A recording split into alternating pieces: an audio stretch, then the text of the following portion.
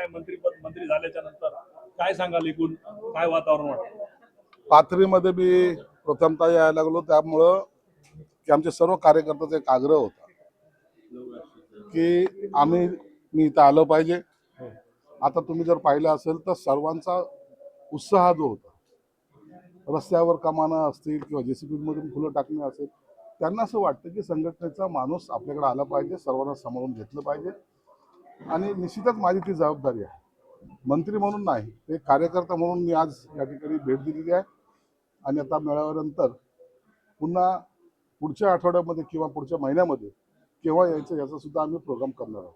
विकास कामांचं उद्घाटन आहे, वेगवेगळ्या मोठ्या प्रमाणावर विकास कामं होणार आहेत. काय वाटतं एकूण पाथरीमध्ये येणाऱ्या काळात आणि आता काय विकास कामं होतील? पाथरीमध्ये विकास होईल. या ठिकाणी आमदार कोणत्या पक्षाचा किंवा कोणत्या पार्टीचा यापेक्षा या पाथरीचा विकास होणं महत्वाचं आहे. माझं त्याच्याकडे लक्ष असेल. आता तुम्ही पाहिलं असेल मार्केट कमिटीने एक रस्त्याचं भूमिपूजनाचा कार्यक्रम घेतलाय. अनेक आणखीन कार्यक्रम आहेत जे आम्हाला आता करायचे आहेत. आणि एक तुम्हाला निश्चित सांगतो, मी काल शिंदे साहेबांना बोलून या ठिकाणी आलेलो आहे. या शहराचा विकास करण्याची जबाबदारी ही माझी राहणार आहे. मुख्यमंत्र्यांचं विशेष लक्ष असेल पाथरीवर. निश्चित मुख्यमंत्र्यांचं विशेष लक्ष आहे म्हणून त्यांनी मला इथं पाठवलेलं आहे. आणि येणाऱ्या काळामध्ये तुम्हाला दिसेल की महिन्यातून एक विकास कामाचं उद्घाटन या ठिकाणी केले जाईल. उद्धव ठाकरे गटाचे खासदार आमदार काही संपर्कात आहेत अशी चर्चा चालू आहे का? तो तर पहिल्यापासून संपर्कात आहेत. आता ते यायचं, आता आम्ही कधी घ्यायचं हे आम्ही ठरवायचं. परभणी जिल्ह्यात कुणी आहे का? हो, सगळे आमच्याकडे आहेत. आता सर्वांची नाव आज जाहीर करणं योग्य नाही, परंतु योग्य वेळेला योग्य निर्णय घेण्याची क्षमता एकनाथ शिंदे साहेबांमध्ये आहे आणि तो निर्णय लवकरच घेतला जाईल.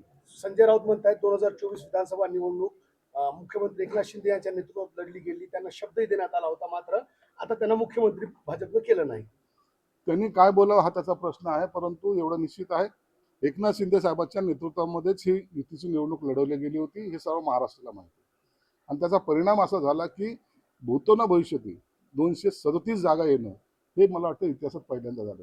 म्हणून शिंदे साहेबाला मानणारा वर्ग या महाराष्ट्रामध्ये मोठ्या प्रमाणात आहे. एक मास लीडर म्हणून शिंदे साहेबांकडे पाहिलं जातंय. अहोरात्र काम करणारा माणूस म्हणून त्यांच्याकडे पाहिलं जातंय. म्हणून आम्हाला मुख्यमंत्री पदापेक्षाही शिंदे साहेबाची इमेज आणखीन कशी वाढेल असा आमचा प्रयत्न राहील. शिंदे आणि अजितदादांचा पक्ष फोडला जाईल, नितीश कुमार आणि चंद्रबाबूंचाही पक्ष फोडला जाईल असं राऊतांनी विधान केलं. राऊतला काय सकाळी उठल्यानंतर तो रात्रीची उतरलेली नसते म्हणून सकाळी बोलत असतो. सर, सईद खान यांना संविधानिक पदावर बसवावं असं पाथरीतल्या शिवसैनिकांचं म्हणणं आहे. याचा निर्णय एकनाथ शिंदे साहेबाला घेऊ द्या. मला तो निर्णय घ्यायचा अधिकार नाही.